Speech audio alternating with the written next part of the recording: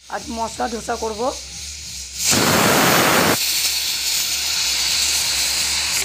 আলু সিটি মারতে দিয়েছি, ভাপ ছেড়ে গেলে নামিয়ে দেবো। এবার গ্যাসটা বন্ধ করে দিই, 3টে পড়ে গেছে সিটি। দেখো চাল আর ডাল রেখে দিয়েছিলাম 8 ঘন্টা পেস্ট করে একসঙ্গে। এখন একটু স্বাদ মতন লবণ দেবো, দেখো স্বাদ মতন লবণ দেবো। এবার এটাকে ভালো করে কেটে নেব। দেখো ধোসার মশলা মানে আলুর যে মশলাটা, তার প্রণালীগুলো দেখো। লঙ্কা আছে, এটা হচ্ছে ধনে পাতা, এটা পেঁয়াজ কুচি, এটা হচ্ছে ক্যারি পাতা, এটা আদা বাটা, ঠিক আছে, আর এই যে লেবু। তা আমি এখন ধোসার মশলাটা, আলুর সবজিটা আর কি, সেটা করব। তোমরা দেখতে থাকো। আমার কড়াই গরম হয়ে গেছে। এখন কড়াই আমি তেল দেবো। ধোসার ভিতরে যে পুরটা থাকে আলুর, সেটাই বানাবো এখন আমি। দেখো তেল দিয়ে দিলাম,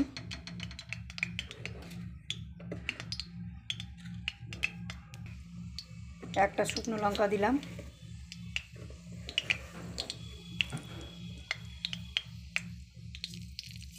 সর্ষে দিয়ে দিলাম,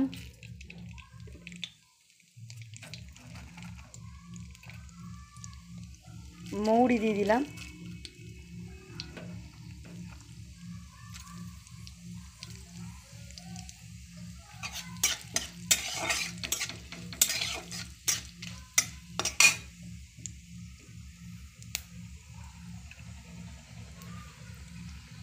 দুটো লঙ্কা কুচি দিয়ে দিলাম,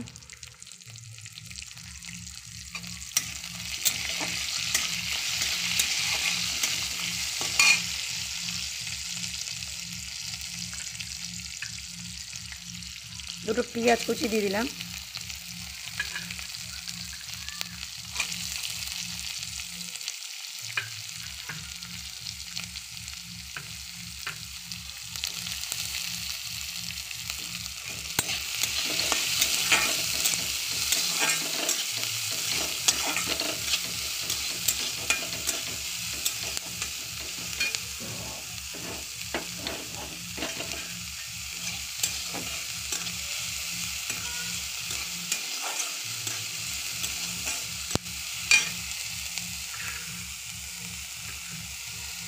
আদা বাটা দিয়ে দিলাম,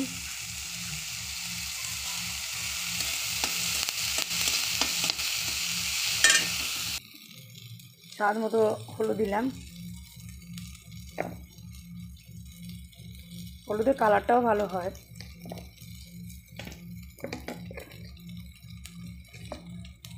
লবণ দিয়ে দিলাম পরিমাণ মতন, পুরের লবণ ভিতরে।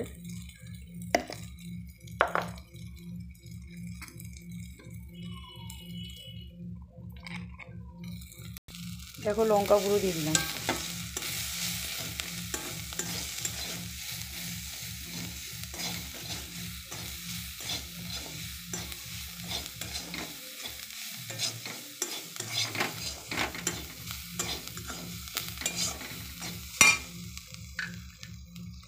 ক্যারি পাতা দিয়ে দিলাম কটা,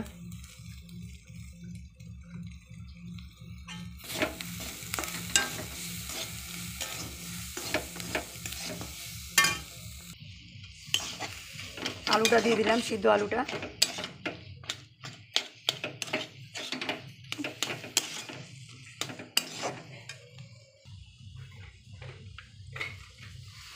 একটু ধনে পাতা দিয়ে দিলাম।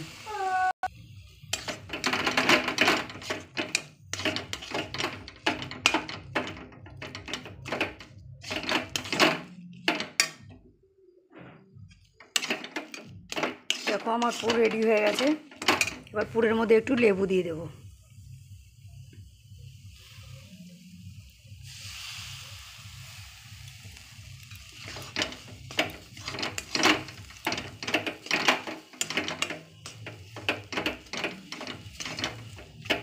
পুর রেডি হয়ে গেছে, এবার গ্যাসটা অফ করে দেবো। দেখো আমি এখন ধোসা বানাবো। ধোসার ভিতরে পুরো আমার রেডি হয়ে গেছে। দেখো চাটুটা ভালো করে গরম হয়ে নিক। তোমাদের যদি আমার রেসিপি ভালো লাগে তাহলে লাইক কমেন্ট শেয়ার করো। আমি আরও নতুন নতুন রেসিপি দেব, তোমরা দেখতে থাকো। আর কে কোথা থেকে দেখছো আমায় কমেন্ট করো। দেখো গাইস, আমার এই ধোসাটা হয়ে গেছে। আমি এটা ভাজ করে তুলে নেব।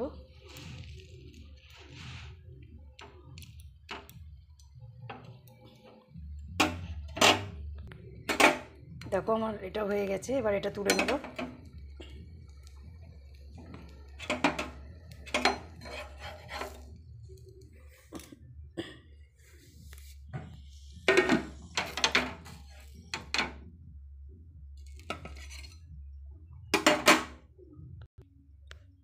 দেখো বাদামের চাটনি আর ধোসা, মশলা ধোসা।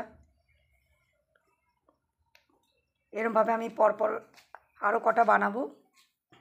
তো এখানে আমি আমার রেসিপিটা শেষ করলাম। Bye bye.